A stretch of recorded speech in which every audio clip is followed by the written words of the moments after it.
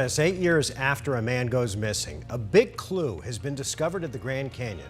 David Alford was last seen in 2014 back in Idaho.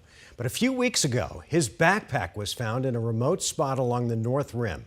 Team 12's Jade Cunningham spoke to his sister, who says that her family just wants to know where he is and if he's still alive.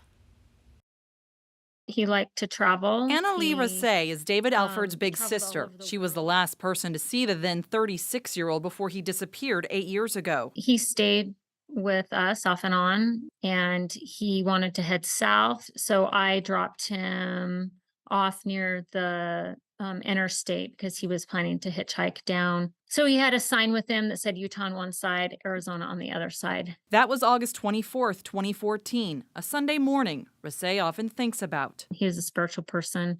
And so I think he had planned to cut off communication for a little while, but we were all very surprised when we didn't hear from him, like around Christmas or a couple months later. There have since been no clues as to his whereabouts. That is until July 25th, when about 700 miles away, firefighters fighting the dragon fire on the Grand Canyon's North Rim found something. One of the fire crews that was prepping a road discovered a backpack in an area where visitors don't really travel. From the southern rim, where most people visit, the area where Alford's backpack was found on the northern side is about a 4.5-hour drive. It hits an elevation of almost 9,000 feet and is densely forested terrain. It's a very remote area, and this particular area is only accessible via a four-wheel drive road.